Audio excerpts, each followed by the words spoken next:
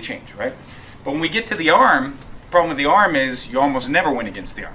The spine, we almost always get it. We get some kind of movement. The arm, maybe you get a bit of the shoulder if you get him in a moment where he's not expecting it. But the elbow, forget about it. It's very hard to bend. He's very, very strong because it's all the power channeling out from that spine, from his base, going into the arm. And every time I move him a little bit, be strong. Look, I'm going to move him a little bit. Look at all of him. See how a little movement here, look what happens. Look how much movement in his spine. See this? Everything's moving. Look, everything. 100 little adjustments. That's what you're fighting against. So you're so, give me your arm for a second. So you're so busy here. Now resist like a maniac. You're so busy trying to get this. See, I can't bend his arm. But he's counterbalancing you and adjusting with everything in his spine. So you're never going to win. You'd have to be fighting a child, right? So we're going to go back to what we know. The spine, no matter how many adjustments he wants to make, I can block. That's why it works. The arm is so liberal. Imagine going to the wrist now. It's very hard because now he's got all these joints to escape, even if he has no skill. And if he's intuitive and he's got skill and he's trained, then his body's going to be even more intelligent. So we're going to go to our figure 4 shoulder lock, like we're trying to get this up. He's going to resist that.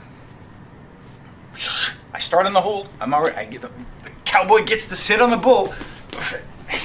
Maybe I'll get him here. This is about the only position you're going to get him failing. Right? So suddenly you see all the old school jiu-jitsu when they're teaching you this. And people laugh at it, but it's not supposed to be an application. You're not supposed to expect somebody coming here. They train it like this to teach you that's where you want to get. Does that make sense? Because if he's fighting like this, and I've done the technique 20,000 times up here, guess where I'm going to feel comfortable? Here. Does that make sense? But if I always do the technique super smooth and don't resist, let's go together, let's try. Like this, then I just want to bring it here. And I've done that 20,000 times, and you resist, and it's not going to go. And so now I'm trying to bring it there, but that's the most resistant part of his anatomy, right? Because that's how you trained it. So what I want you to do is try to bring it straight to your shoulder. See what that's like. And now just make the biggest circle you can. It'll go over. Because you don't want to fight the arm. You want to get as close to that spine as possible. And without relinquishing your grip, the easiest way to do that is to take the shoulder. It's going to go over. Does that make sense? So we go 1, crazy resist, try. Grab my wrist. Go over. Yeah. So I'm trying to bring this straight to my shoulder. You're cracking. What's going on with that? See how many adjustments? Yeah, and then whenever you want, you make a big windmill. Yeah.